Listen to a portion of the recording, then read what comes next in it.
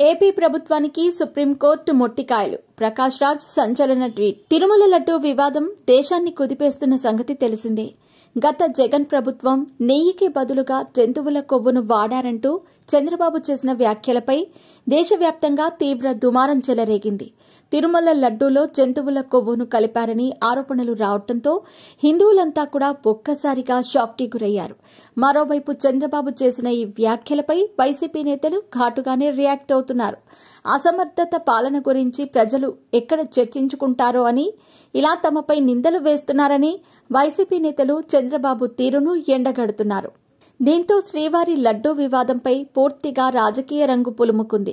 తాజాగా తిరుమల శ్రీవారి లడ్డూ వివాదంపై విచారణ చేపట్టిన సుప్రీంకోర్టు ఏపీ ప్రభుత్వంపై కీలక వ్యాఖ్యలు చేసింది.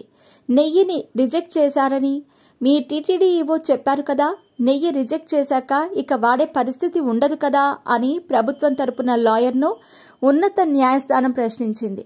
ఎన్డీడీబీ మాత్రమే ఎందుకు, మైసూర్ లేదంటే గజియాబాద్ ల్యాబ్ల నుంచి సెకండ్ ఒపీనియన్ ఎందుకు తీసుకోలేదని టీటీడీని ప్రశ్నించడం జరిగింది. ఎలాంటి పూర్తి ఆధారాలు లేకుండా లడ్డూలో వినియోగించే నెయ్యిలో కల్తీ జరిగినట్టు ప్రభుత్వం ప్రకటన చేయటంపై సుప్రీంకోర్టు మండిపడింది. అలాంటి ప్రకటనలు చేస్తూ కోట్ల మంది భక్తుల మనోభావాలు దెబ్బతీస్తున్నారంటూ ఆగ్రహం వ్యక్తం చేసింది. సుప్రీంకోర్టు చేసిన వ్యాఖ్యలపై నటుడు ప్రకాష్ రాజ్ స్పందించారు. తిరుమల లడ్డూ వివాదంపై AP deputy CM Pawan Kalyan, నటుడు ప్రకాష్ రాజ్ మధ్య తారాస్థాయిలో మాటల యుద్దం నడిచింది. ఒకరిపై మరొకరు తీవ్ర విమర్శలు చేసుకున్నారు. ముఖ్యంగా ప్రకాష్ రాజ్ పవన్ కళ్యాణ్ ను టార్గెట్ చేసుకుని విమర్శలు గుప్పించారు. సుప్రీంకోర్టు నేపథ్యంలో ప్రకాష్ రాజ్ మరోసారి ట్విట్టర్ ద్వారా స్పందించారు.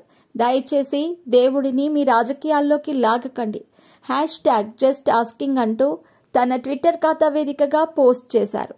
ప్రస్తుతం ఈ పోస్ట్ నెట్టింట వైరల్ గా మారింది.